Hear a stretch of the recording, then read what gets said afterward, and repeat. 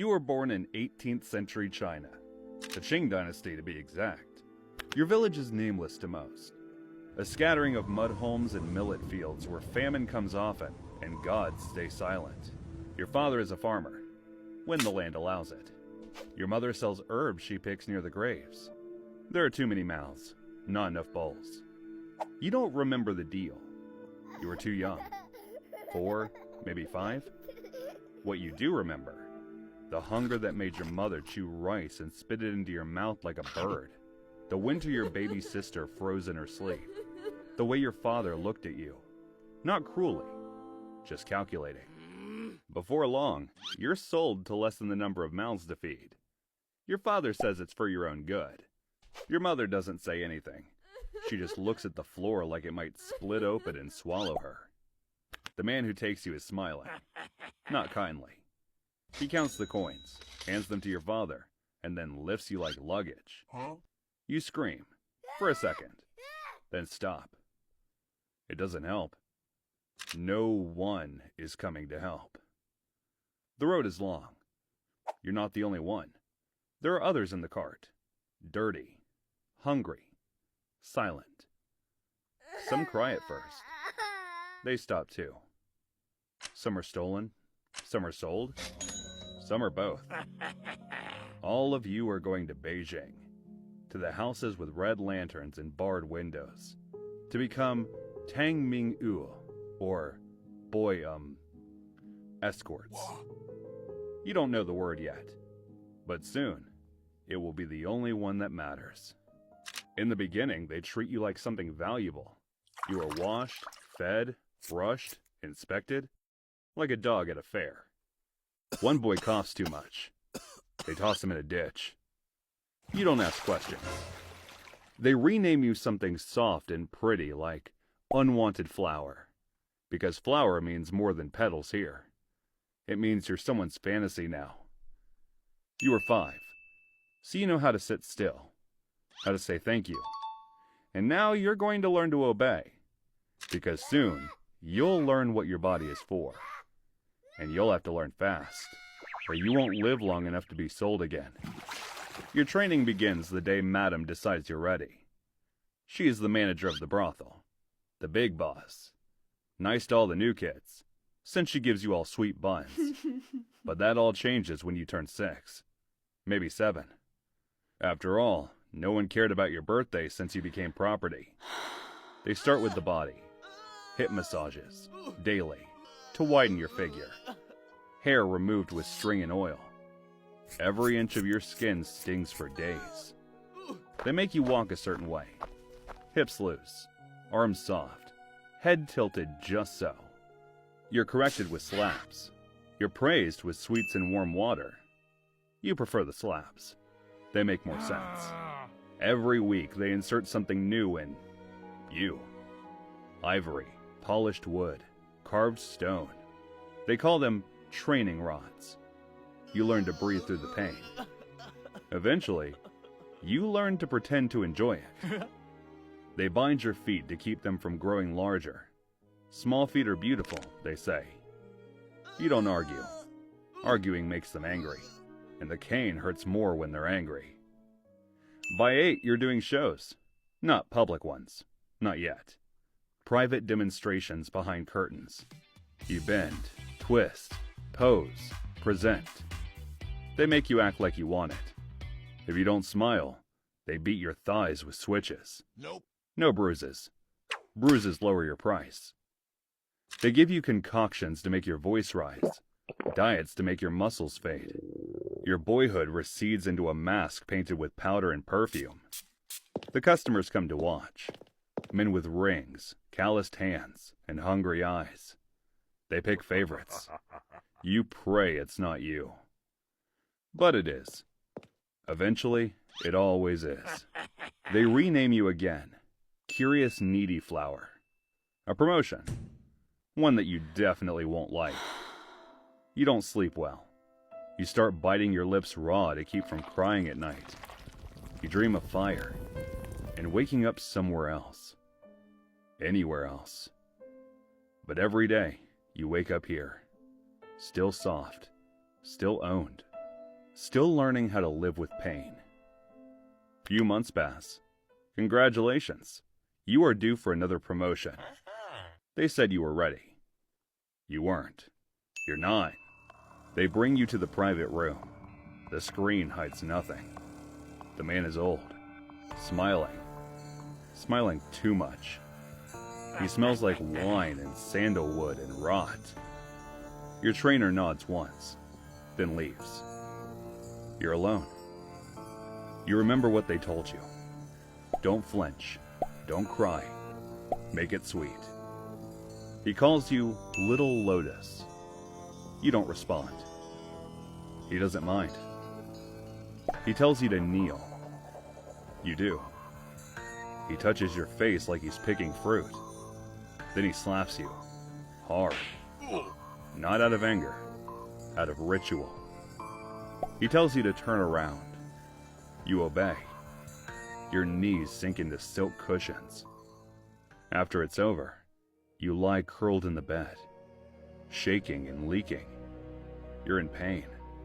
More pain than you were ever in while they prepared you. Worse pain, because this time it was real. He leaves a coin and a compliment. Very soft, very good. You don't move for hours. You don't speak for days. The madam says, "You're a professional now." She smiles like it's a promotion. They feed you a sweet bun. You vomit it up that night. They burn incense to cover the smell, but it clings to you. The blood, the musk, the shame. It soaks into your skin. You're different now. Everyone sees it. You carry yourself lower. Your eyes don't blink as much. Some of the younger boys ask if it hurts. You tell them no. You lie. Because soon it will be their turn. And you don't see why you should cause them fear now. After all, what could they do about it? What could any of you do about it? Over the next few years, you become a favorite.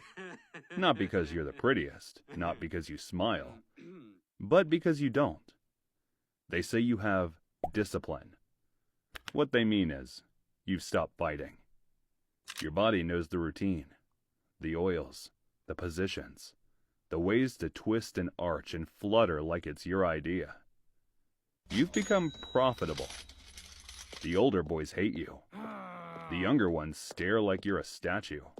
Beautiful, untouchable, terrifying. They put you on display.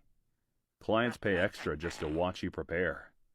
Painting your lips, brushing your hair, sliding into gauze that hides nothing. You don't talk much. You don't need to. Men beg for your attention. Some just want to look. Some want more. Some want to break you again. You learn to fake tears. They love that. You learn to fake laughter. They love that more. One client brings you a mirror. "Look," he says, "you're perfect." You stare at the glass. You don't recognize the thing staring back. You're 13 now. You're earning more than anyone in the house. You never touch the coins.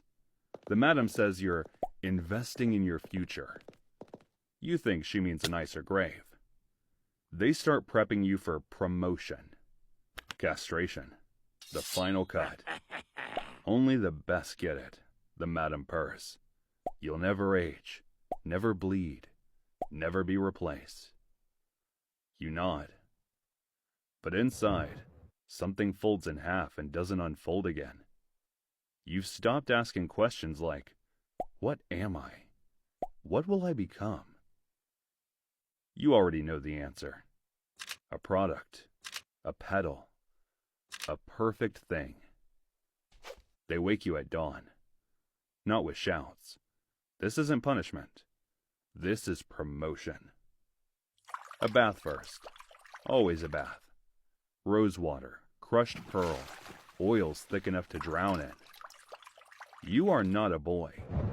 You are velvet plum. You must smell like flour before they slice you. No one tells you what will happen. But you know, the ones who come back, the castrated, are never the same. Their voices float like smoke. Their laughter never lands right. They blink too slowly, or never at all. You're led into the room barefoot. The floor is warm, as if it's been soaked in other people's fear. There are no windows, just a bench, a bowl, a blade. The man doesn't smile. He doesn't need to. You're told to drink a syrupy wine. It tastes like copper and sleep. Your limbs soften. Your jaw locks. You can still feel everything. He hums while he works, and slices with precision. You can't even scream. Afterward, they bury you in hot sand up to your neck, to stop the bleeding, to stop the movement, to stop the thoughts. You hallucinate for 3 days. Your name is called, softly, like a prayer or a curse. You rise. You don't walk the same. You don't think the same. You don't feel the same. The madam claps when you return. You'll last twice as long now, she beams. You bow, because what else can you do? You've been upgraded, refined, completely. No longer a boy, not yet a man. Something new, something marketable, something dead. 4 years pass. You turn 17. There's no cake, no celebration. Nope. Just a quieter hallway and colder looks. Your price has dropped. Your skin is loosened. Your beauty, once the brothel's pride, is now an overhead expense. They stop dressing you in silk. Perfume gets rationed. Clients don't ask for you anymore. Nope. They ask for someone younger. You still smile when they enter, still dance to their whip, but the sparkle in your movements is just muscle memory. The rest of you is gone. One night, the madam doesn't call for you at all. Then another, and another. You're summoned, but not for a client. She doesn't look at you when she speaks. You've had a good run. That's it. No severance, no farewell. They give you one robe, one coin, no shoes. They unlock the back door and gesture toward the alley. Don't come back. You hesitate, not because you want to stay, but because you don't know what exists beyond this place. You've never touched a tool, never cooked a meal, never been outside after sunset alone. You step into the cold. Your robe is thin. Your legs are shaky. No one notices you on the street. You're just another shadow limping past the firelight. A week later, you're begging near the gates. You see one of your old clients. He laughs, tosses a copper, misses on purpose. You pick it up anyway. You sleep in doorways, drink melted ice. Your body begins to rot from the inside out. The pain is back, but now it doesn't buy anyone pleasure. You're not Velvet Plum anymore. You're just another cough in the wind, another used object thrown away. They find your body days later, curled under a staircase behind a bathhouse, half covered in snow. No one claims it. Your skin is gray, your fingers black with frost, your eyes half open, still looking for someone to recognize you. But no one does. You're carted away in a pile with a drunk and a thief, buried in a trench behind the city wall. No marker, no prayer, not even a number. The brothel doesn't mention you again. Your name is handed to the next boy. Velvet Plum, they whisper to him, as if it was a role in a play, as if you never existed. You were never counted in the census. never written in the temple rolls. You left behind no family, no children, no legacy. Only the faintest dent in the mattress you slept on.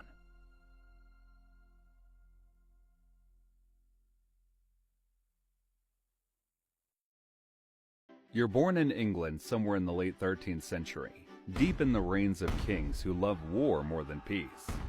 Your home is a timber shack with a thatch roof that leaks in winter and stinks in the summer. The floor's mud, the blankets are thin, and the only warmth comes from the smoke-choked fire in the corner. Rats own the place as much as your family does. Your early years are spent in perpetual hunger. Not starving, but never full either. Life isn't easy, but nothing stops a peasant boy from dreaming of becoming a knight. At least you've never seen a starving knight before, or any knight for that matter.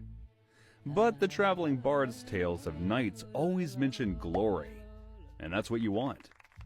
But it's a shame you'll never get to choose what you'll be. Parliament already decided that before you were born. By law, every able-bodied male must train with the longbow. Not for sport, not for fun, for war. The goal is for England to have every man to be available for recruitment. The order comes straight from the crown, enforced by the sheriff. Skip practice, and you'll pay a fine you can't afford, or spend a night in the stocks. But right now, you're still a toddler, so you're exempted. A few years pass, and now you're 7 years old. The law affects you now.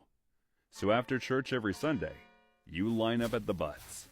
7 years old, bow in hand, strings biting your fingers raw. No games, no excuses. You pull until your shoulders burn, until the tears stop coming, until calluses form like armor over your skin. The adults call it honor. You call it pain. But pain is the point, and it's shaping you for a life you never asked for. One where killing will be just another chore. You grow into your bow like other boys grow into their boots. By 12, the child's bow is gone. You showed promise among your peers. So, you get punished. I mean, rewarded with extra training. Now it's the real thing. Longbows made from yew wood as tall as you, with draw weight heavy enough to snap your spine if you're careless. Before drawing, they made you build strength through constant practice like lifting stones. Your spine protests, but the king's order comes first. The first time you pull it to full draw, you feel something tear in your shoulder. No one cares. Again, they say. Training isn't about hitting targets. It's about becoming a machine. You fire until your fingers split and bleed. Then you fire some more. The leather guard on your wrist stinks of sweat and rot. Your left arm thickens, bones bending under years of strain. Your spine twists. You don't notice at first, but the village healer does. He says it's the mark of a true bowman. There's no escape from the grind. Not in winter when the bowstring freezes. Not in summer when the sweat blinds you. Not even on holy days. The law doesn't care about the harvest, the weather, or your aching body. It only cares that when the king calls, you'll be ready to rain death on whoever he points at. 2 years pass, and congratulations, you've made it to 14. Technically, you're now an adult. After all, less than 50% of your peers makes it to this age. Now you can let loose 12 arrows a minute with deadly aim at 200 yards. By then, your body is already broken in ways you won't understand until you're older. But you probably won't make it that long anyway. You're 17 when they finally pull you from the village for your first real war. You've trained your whole life for this moment. Or so they tell you. The reality is 20 miles a day in thin leather boots, 60 pounds of misery strapped to your back, and no promises of a warm place to sleep when you stop. You eat hard bread that cracks your teeth. Meat so tough you wonder if it's horsehide. The rain turns your bowstring useless, so you sleep with it inside your shirt, your own sweat soaking it through. You march with men twice your age, some missing fingers, others limping from old wounds. You try not to notice how many start the march and how many are missing by the next sunrise. But what you know is there's only two reasons they aren't around: desertion or death. You can't seem to decide which one's better. When you reach the battlefield, the ground is already slick with mud and blood. You get into formation and wait for your orders. The captain's horns signal for you to fire your first arrow into the chaos. Somewhere out there, a stranger falls because of you. You don't see his face, but you hear the scream. You keep firing. You see arrows flying everywhere. You even see some of your comrades falling from friendly fire. Your hands wobble. One of your arrows lodge into the back of a friendly footman. You pretend not to notice. When it's all over, you're shaking from muscle spasms, bleeding from your bowstring cuts. This makes you think of her, the girl promised to you since childhood, and wonder what she'd say if she saw you now. You promise yourself to marry her immediately after your first campaign. By nightfall, you've looted boots from a corpse. Yay, your first pay! The captain of your company calls it wages. You call it whatever you can strip from the field before someone else does. A knight's sword? Worth more than a year's pay. You loot a pouch with 3 coins and a wedding ring. The army pays late, if it pays at all. The captain tells you plunder isn't greed, it's survival. And for the first time, you understand. War isn't glory. It's just surviving one more day. You limp home months later, alive, but changed. Your fiancée runs to meet you, smiles through tears, and kisses you like she's been holding her breath for months. But when she pulls back, her eyes search your face, as if she's not sure it's really you. And the painful part is, you're not sure either. The king calls again. He always will. You march again and again, and spend more time on the road than in your own bed. Campaigns last months, sometimes years. When battle comes, it's never clean. Stakes in the ground to stop cavalry, lines of men shoulder to shoulder, the captain's voice carrying over the clash. You fire until your fingers split, until your shoulders feel like they're tearing away from your body. 1,000 arrows in the air at once, the sky turning black. Nights fall, horses scream. You don't stop. You can't. One battle, the captain's tactics don't go as planned. The enemy closes in on you. With your arrows gone, you reach for a weapon, only to realize the only other thing on you is a dagger. Your opponent is a knight squire. Obvious to you since he is wearing leather armor and not chainmail armor. He lunges for you with his sword. You dodge back, but still get a slash across your face. Every one of his swings reeks of desperation. You notice he looks young, reminds you of yourself in your first campaign. So you know he lacks experience, and almost immediately it shows. He stumbles on a corpse. Like a coiled snake, you stab at his exposed neck. He staggers backward and looks at you in disbelief, then dies with his eyes open. You remind yourself to always bring an axe with you, as you keep bleeding from your face. Injuries pile up. A cut that won't heal. A shoulder that won't lift right. Fingers that go numb in the cold. Purple patches on your finger due to gangrene. Obviously due to blood supply from pulling your bowstring. You apply first aid by pouring wine, honey, or even dung on wounds. After all, no one wants to go to the surgeon. The surgeon's tools are fire, iron, and prayers. In that order. Amputation if you're lucky. Death if you're not. Somewhere far from here, your fiancée, now turned wife, waits. Or maybe she's stopped waiting. Letters don't always make it. She's heard rumors that you're dead before. You've heard rumors she's remarried. Every battle changes you. Every scar changes you. Every limp, every sleepless night, every winter that makes your joints scream. They all push you further from the man you were. The bow still fits your hand, but you're not sure your own skin does anymore. So when you do see each other again, the air between you is thick with all the things you both didn't say. And you both let it be. 10 years passed since your first campaign. You're 27 now. Your life is now a routine. War, battles, injuries, peace, and war again. It feels like an everlasting rat race, or maybe an everlasting rat battle royale, with the nobles and royals as the fat cats that gain from it. The years grind you down. Your left arm bulges grotesquely from years of drawing the bow. Your spine curves like a bent staff. The healer says it's the archer's body, as if naming it makes the pain noble. Your fingers are rigid with deep grooves, hard as horns, perfect for the bowstring, useless for fine work. Work is scarce between campaigns. You take odd jobs, mending fences, hauling sacks, but your joints protest with every lift. Some days, you can't even string your bow without help. Your wife ages faster than you remember her mother aging.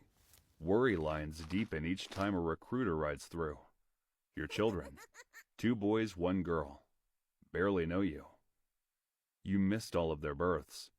You just came home to a new baby. Sometimes you left when she was pregnant.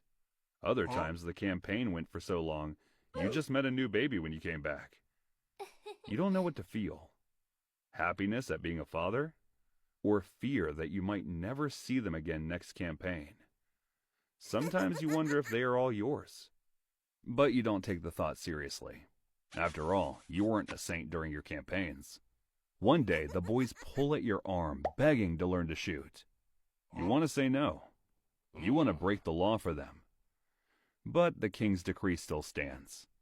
And so by 7, they're bending light bows at the butts, just like you did. Your wife tries to pretend life is normal. She talks about planting barley, mending the roof, and the neighbor's new baby.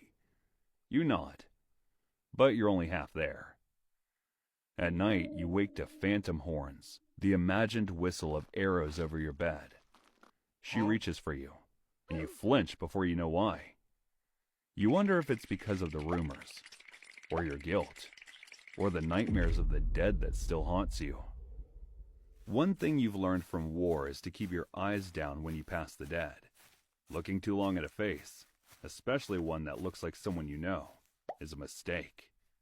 Because you have noticed they tend to follow you, in dreams, on the edge of shadows, or the sudden stink of blood when you're alone. You flinch when the door slams. Sounds like PTSD, right? Well, there's no name for it in your time. No treatment. Just ale, prayer, and the hope no one sees your hand shake. The priests tell you it's divine punishment. Neighbors whisper about curses. You start to believe it yourself, especially on the bad nights. In war, you're useful. In peace, you're dangerous. People watch you the way they watch stray dogs, warily from a distance. You speak too bluntly. You drink too much. You don't fit anymore. Home isn't easier. Your wife looks at you like she's counting the changes. Your children barely recognize you. You realize that the years have made you a stranger. To your village, to your family, to yourself. You're 40 now. That makes you an old man in archer years. Your hands don't grip like they used to. The bow you once bent with ease now feels like a tree trying to tear your arms from their sockets. The old injuries throb in the cold, a constant reminder of every march, every volley, every close fight you barely survived. No one calls for you now. It's your son they want now. The wars move on without you. You work odd jobs, mending fences, sharpening tools, but your mind never leaves the battlefield. Some men dream of home, a fire, a warm bed, a wife's embrace. You dream of mud, screams, and the weight of the bow in your hand. You dream of that perfect volley, hundreds of strings singing together, arrows blotting out the sun. You wish you could die there, on your feet, bow drawn, one last arrow in flight before you fall. In your dreams, it happens. The enemy closes in, and you don't care. You fire arrow after arrow until they're gone. Then it's just you, the bow, and the silence. You fall forward into the grass and the world goes black. But dreams aren't real.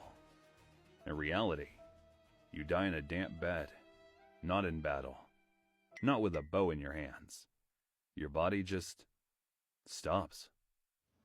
They bury you in a shallow grave behind the church. No banners, no cheers, no one to remember the wars you fought. Years pass. The bow you once worshipped is replaced by the crossbow, then the musket. Gunpowder erases the art you gave life to. Archery survives only as a sport for nobles and hobbyists, a curiosity. And you? Your bones survive as an archaeologist's prize, with one arm thicker than the other, grooves worn into finger joints, a spine twisted like rope. They wonder who you were, but they know what you were. Your life starts when you're born into a muddy medieval village.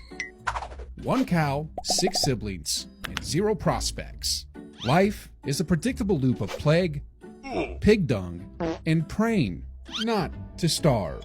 No one looks at your chubby cheeks and says, "Ah, yes, future royal comedian. You're not special, you're just alive." And for now, that's the only bar to clear. Pretty easy, right? Well, tell that to the 5th son of a drunk farmer with a bad harvest, whose mom named him something majestic like Dungbert. Either way, congratulations.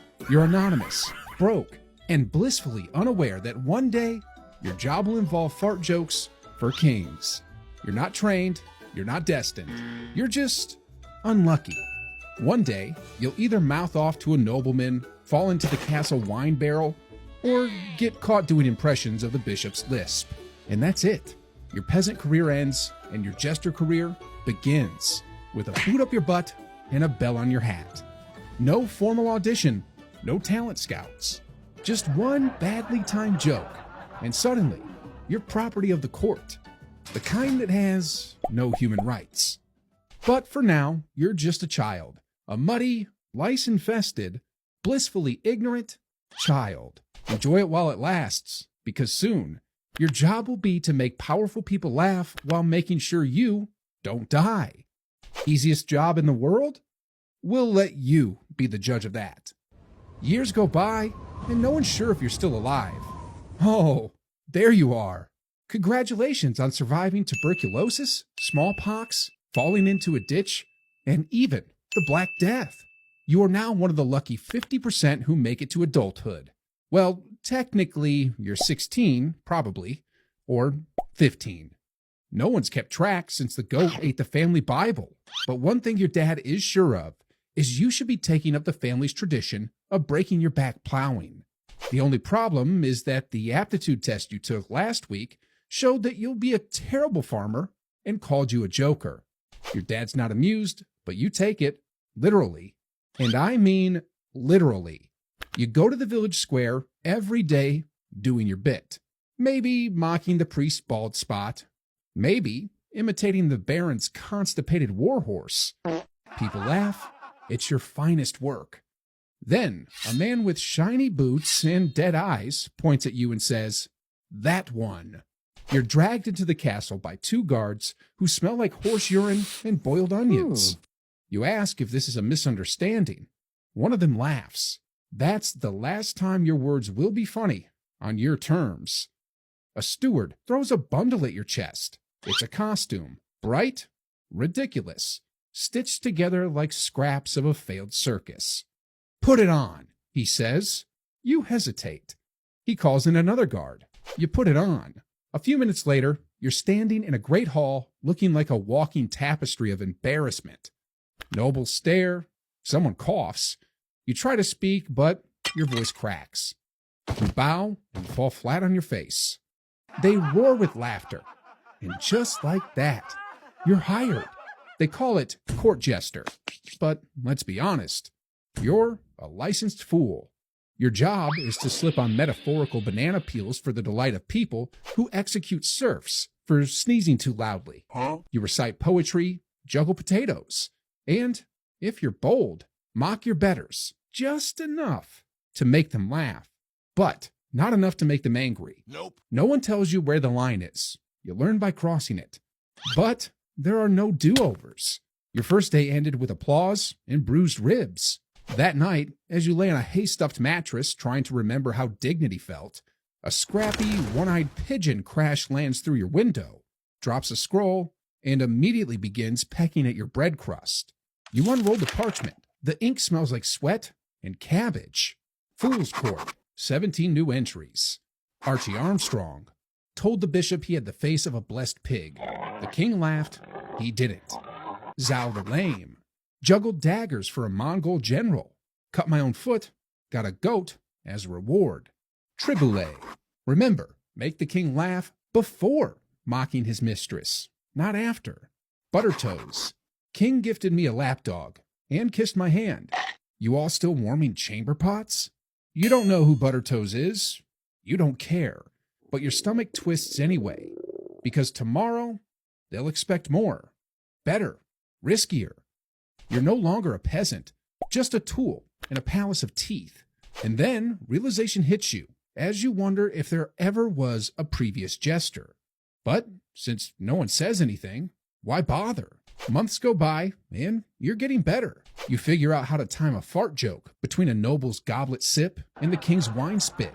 You master the art of insulting someone's lineage, just ambiguously enough that they can't even retaliate without admitting it hit too close to home. You even get a nickname. Not one you chose, of course. No jesters get to brand themselves. But the court calls you Grinworm. You hate it. It sticks. The king laughs more often when you're in the room. His attendant stops sneering. You're so good that the servants bring you meat now and then, not just broth. You even overhear someone say you're harmless, which is court speak for useful for now. Then one morning, you're summoned to perform privately. Just the king, no crowd, no laughter buffer. He's in a foul mood. You do your act, stumble, babble, mimic a rooster having a stroke, and you pray it lands. He smirks, then laughs, then gives you a ring. For your loyalty, he says. Your hands shake as you take it. Is it a gift? A test? A target? You don't know. You never know. Later that night, while still drowsy from the king giving you wine, your favorite bird, besides the king's chicken thighs, flies in. Fool's Court, 9 new entries. Steinchick. King made me quote Horace to a general mid-beheading. War's weird. Nasrudin told the king the truth in jest. He thanked me, then tripled my taxes. Buttertoes. Feast tonight. King fed me grapes by hand. One was sour. Heads will roll. Zhao the Lame got whipped for laughing at the wrong time. At least it was rhythmic. You don't reply. You just stare at Buttertoes' message. Again. You still don't know who he is. Different kingdom, different time. Who cares? He's everywhere. Everyone quotes him. The king mentioned his name once. Offhand, that was enough. You're not competing, but you are watching closely and quietly. Deep down, you hope he slips. Because if you're going to survive this place, you need to rise fast. Or they'll feed you to the dogs. 2 more years go by, and you're now a veteran at staying alive. Your main skill? Really? Same 9 to 5 routine. Juggle, bow, insult someone important, just gently enough to avoid a beheading. Don't mock the queen. Never mock the queen. Don't even talk about the queen. And always bow lower than you think is reasonable. Then, one morning, the war horns blow. You think, finally, something that doesn't involve juggling potatoes in front of inbred aristocrats. Nope. You're wrong. They're not sending you to fight. They're sending you to perform. For morale, apparently. Nothing says we've totally got this war under control, like a man in bells doing cartwheels while people bleed out in trenches. So you pack your loot, your chicken feather hat, and all your unresolved trauma, and ride off with the king's war caravan like a very colorful hostage.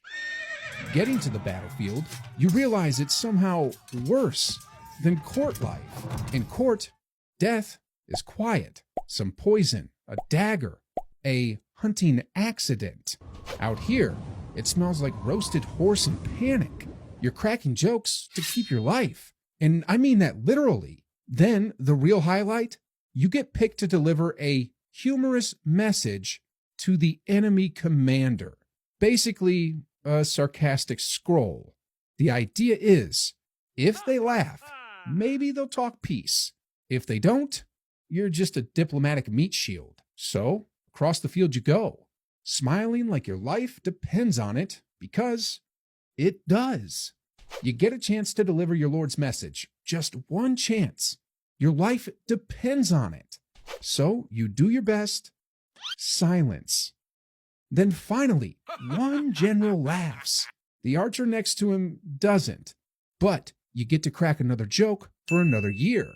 You limp back to camp with a black eye, a cracked rib, and a newfound respect for sarcasm-related injuries. You did well, the king says. He's either praising you or doesn't remember your name. That night, while you're trying to fish an arrow splinter out of your leg with a soup spoon, your friend, the scrappy pigeon, crash lands into your campfire and drops a half-burned scroll. Fool's Court, new entries. Zhao the Lame, sent into battle with a banner that said, "Surrender now, idiots." Barely made it back. Triboulet, big mistake at work today.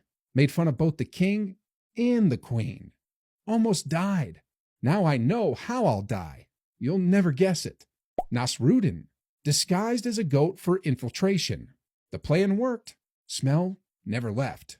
Archie Armstrong, war's the only time the noble stops listening to themselves. That's why they send us in first. You don't reply. You just stare at the pigeon. It starts pecking at your soup, and you start to realize the awful truth. There's no way out of this job that doesn't involve a grave. But all's well that ends well. Right? Right? Years go by, and you're in your early 30s. Congratulations. You've outlived your dad, and are now a familiar face in the court. Your name is known across the kingdom. After a lifetime of forced laughter, your service is finally paying off. You might even retire with your life. Yes, you've danced with death more times than you can count. But you always landed on your feet. The king loves you. The crowned prince confides in you. For once, things seem safe, but your body says otherwise. The years of abuse, falls, beatings, stress have caught up. Your knees crack, your breath is short. So you stick to clever wordplay and well-timed remarks. Still, they laugh. Still, they applaud. Then comes the feast. The king has guests. Foreign nobles, generals, wives, mistresses, and others you don't recognize.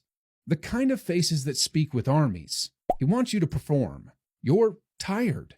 The room is a blur of wine and expectation, and you feel it.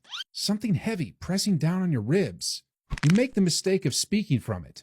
You improvise. A joke. Too clever. Too fast. Too honest. About the ambassador's very young wife and the king's habit of inspecting dowries personally. Someone laughs. Loud, sharp, sudden. Then silence. The ambassador isn't an ambassador. He's the crowned prince of a powerful ally. He doesn't laugh. The king stares. A chair scrapes the floor. You bow slowly. Too slowly. Nope. You're dragged away before dessert. Which is insulting, because it was supposed to be honey cakes, and you love honey cakes. No trial, no last words, no time to explain. By nightfall, you're in the tower, stripped of your motley, your ring, your name. Now, alone in the dungeon, you think of your life when it all began with the bishop's lisp. You know that the court eats boar the next morning. You know a new jester will be brought before the king. A boy who once swept the stables. Younger, cleaner, obviously, more fit. Juggling flaming clubs. After all, you trained him.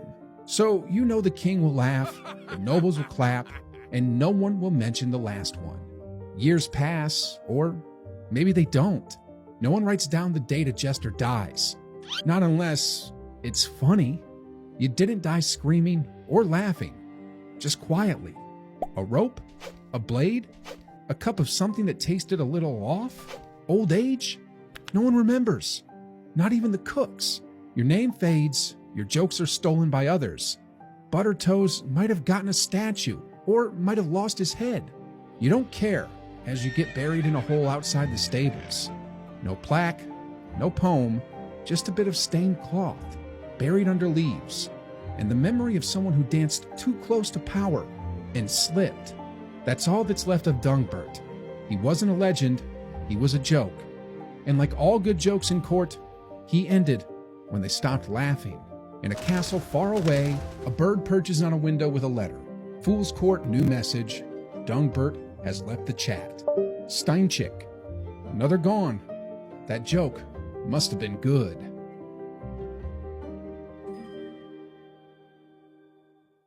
You're born in Sengoku, Japan, Year of the Dragon. Congratulations!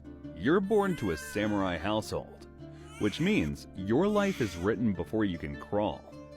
Your father kneels before a daimyo, a lord who owns land and men, and in turn demands absolute loyalty. Daimyos own most of the land, thus making them prime targets for bandits. So that's where samurai, like your father, come in. Skilled warrior families swear absolute loyalty to their daimyo. For land and gold, of course. A glorified private security company with one clientele. So your father serves, bleeds, and kills for his daimyo. And you will too. At 5, while other children learn games, you learn obedience. You're taught to kneel without fidgeting, even as your legs burn like fire. At 7, you enter the dojo. No toys, no playmates, just wood floors, splinters, and the sting of bamboo swords cracking against your shoulders. You learn to use the bow, spear, sword, and bare hands. You train until your muscles shake. You meditate until your mind empties. This is not education. This is weapon forging. And you are the steel. You dream of becoming like your father. Stern, respected, deadly. But when he leaves for a campaign and doesn't return, you learn the first truth of the samurai life. Honor is paid for in blood. The daimyo praises him as a loyal retainer. You inherit his armor. You don't get to choose this path. You're born into it. And now there's no turning back. A few years pass, and now you're 13 years old. You get a new haircut, a new name, and your father's armor. They press a real sword into your hands. It feels heavier than the wooden one you've spent years dropping and bleeding over. They tell you it's your soul now. Lose it, and you lose yourself. Your daimyo rallies his men. The banners flap like storm clouds on the horizon. You imagine duels. One warrior, one blade. Victory or death decided in the poetry of steel. That's the fantasy. The reality? Chaos. Screams.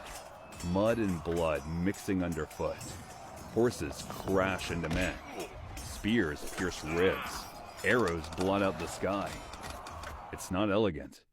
It's slaughter. You continue to swing because if you stop, you'll die. Somewhere in the chaos, you'll kill someone. You don't even remember how. Just blood on your blade and a body on the ground. When it's over, you're shaking. The veterans laugh. They've seen it 100 times. You vomit into the dirt. Your daimyo calls you useful. That's enough. For now. That night you stare at your sword, wondering if you dishonored it by surviving. Your father died in battle, a clean death. You lived through one. And it doesn't feel like honor. It feels like theft. But you stay. Because this is the life you were born into. The years blur together.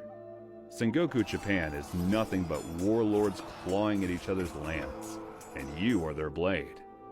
One season, it's Takeda banners. Next, it's Usugi. Then Oda. Always marching.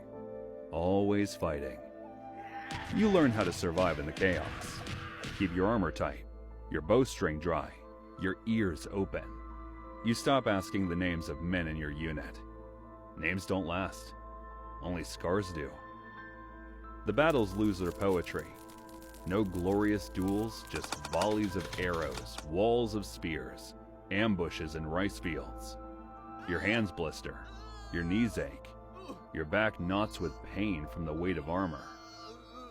By 20, you move like an old man, but still they shove you forward. You cling to Bushido, the samurai code of conduct, because it's all you have. Loyalty, honor, discipline. But even those words taste bitter now. You see men break. Some desert. Some turn bandit. Some slit their bellies rather than fight another hopeless skirmish. You survive. Not because of courage, but because death hasn't chosen you yet. At night, under the banners of your daimyo, you whisper the same prayer. Let me die like my father, with a sword in my hand and my honor intact. Then tragedy strikes. It happens not on the battlefield, but in whispers. Your daimyo is dead, cut down in an ambush, betrayed in a council chamber. The story changes depending on who's telling it. What doesn't change is the truth. His banner no longer flies. His house is gone. And you? Overnight, you are nothing. A samurai without a master. A ronin. A floating man. The word itself cuts deeper than any blade. Floating. Untethered. Adrift. Without anchor. Your stipend vanishes. The land your family farmed under your daimyo's protection is seized. The villagers look through you now, as if your armor is just another costume. You wander. Other ronin gather in tea houses and gambling dens. Some take to the theater stage, parodying the very Bushido they once lived by. Others turn to banditry. A few become blades hired by the highest bidder, their honor pawned off for rice and coin. You tell yourself you are different. You will not shame your father's name. But hunger gnaws at your belly. The wars rage on, and mercenary companies form overnight. You sign your name, take the coin, march again, fighting under banners that mean nothing to you. Each fight feels like betrayal. You serve strangers, spill blood for men your daimyo once called enemies, men who maybe had been the ones who killed your father. You sharpen your sword, but every stroke scrapes at your soul. At night you still whisper the prayer, "Forgive me, Father. Forgive me, my Lord. I fight because I must, not because I believe." You continue like this for 5 years. You're 27 now. Not like anybody is counting. Battle after battle from men you have no feeling for. Then the Battle of Sekigahara ends it. One battle, and the age of endless war is over. Tokugawa Ieyasu rises. The land is bound in peace. And suddenly the sword at your hip is more relic than necessity. The irony stings. You spent your life training for war, only to watch the world decide it no longer needs warriors.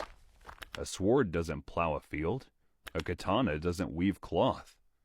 Your calloused hands know only killing. So you drift into work that still requires steel. Merchants hire you to walk beside their caravans, to keep thieves at bay on the roads. It is coin, not honor, that buys your meals now. You fight men you once knew, fellow ronin who chose banditry over starvation. Old comrades, now enemies. When your blade cuts them down, it feels less like victory and more like burial. Nights are the worst. In taverns you drink alone. Farmers nod politely, but keep their distance. To them, you are a reminder of the violence they wish to forget. You have no wife, Who would marry a man with no land, no master, no future? No children? No clan to carry your name? Just you, your sword, and the shame that clings heavier than armor. Peace fills the land, but not your heart. For you, peace is exile, a warrior without war, a samurai without purpose. 3 years you continue this routine, bodyguard by day, drunkard by night. You hate yourself for it, but you tell yourself there's no other option for men like you. But word travels fast along the road. A name passes from mouth to mouth, whispered with awe and fear alike. Miyamoto Musashi, the undefeated duelist. A man who fights anyone, anywhere, and always walks away alive. You drink the stories like poisoned sake. Part of you smiles bitterly. Finally, a warrior worthy of the old ways. Another part of you aches with envy. He carries what you lost: honor, reputation, purpose. In your darker moments, you dream of him finding you, of his sword ending your wandering, giving you the death of a true samurai, cut down in single combat, remembered as more than a drifter. No nameless grave, no forgotten bones, just steel, blood, and an ending worth telling. But when rumor reaches you that Musashi may indeed be coming for you, courage falters. You vanish into the alleys of a nameless town, hide your swords beneath worn robes. The thought of facing him and failing without dignity crushes you with shame. You tell yourself you are not ready, but in truth, you are simply afraid. Then news arrives of the 47 Ronin, men you once fought beside, men who chose loyalty even after death claimed their lord. They avenged him knowing it would mean their own deaths. They went to the grave with honor unbroken, their names carved forever into memory. You stare into the fire that night, haunted by their example. You remember your daimyo's face, the way his hand once rested on your shoulder. Most importantly, you remember your father, how he died with honor, and the guilt burns hotter than the flames. You cannot change the past, but you can still choose your end. So you vow, no more hiding. You will meet Musashi. You will redeem yourself, or die trying. So you return to the beginning, to the boy who first stumbled through stances in the dojo, the youth who bled on his blade during cleaning, the warrior who once believed in Bushido as if it were scripture. You strip yourself bare and start again. Dawn after dawn, you swing until your arms ache. You run hills until your lungs burn. You sit in silence, meditating until the ghosts of your lord and comrades fill the room. Your body protests, joints stiff, scars screaming, but you force it into obedience. This is not training to live. This is training to die with honor. A year passes. You step into the open square of a town and announce your challenge. I wait for Musashi here. Whispers ripple through the crowd. Days pass. You remain, kneeling beneath the sky, sharpening your blade, sharpening your resolve. And then one morning, he arrives. Miyamoto Musashi. His presence is like thunder before the storm. He bows. You bow. No words needed. The duel begins. Then the silence breaks. Steel sings. You surge forward, katana flashing arcs of silver in the morning sun. Sparks leap as your blade crashes against his. You fight not like a man clinging to life, but like one racing toward death. Each strike rattles your bones, but you push harder, forcing Musashi back a step. His eyes narrow. Then he shifts. Smooth, sudden, deadly. His counter splits the air, grazing your arm. Pain flares, but you roar, pressing on, each swing heavier than the last. One final clash. Your blade shatters. His blade finds your chest. Cold floods you. Knees buckle. The world tilts. He holds you up, voice steady, words carved into eternity. If you weren't fighting to die, I would be the one laying here. Darkness swallows you. At last, you have earned your ending. Not forgotten, not nameless. A samurai to the very last breath, like your father before you. They bury you where you fall. No shrine, no mourners. Time moves fast after your death. Too fast. The Sengoku chaos you were born into fades. Then, the Meiji Restoration wipes away everything you lived for. Samurai outlawed. Swords banned.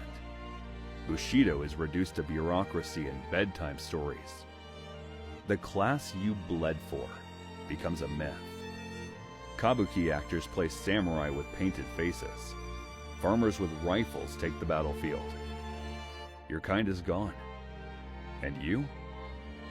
You're not even a myth. Just another man swallowed by the earth. Your name lives on only in Musashi's retelling. A line in his legend. A whisper among students who will never know your face.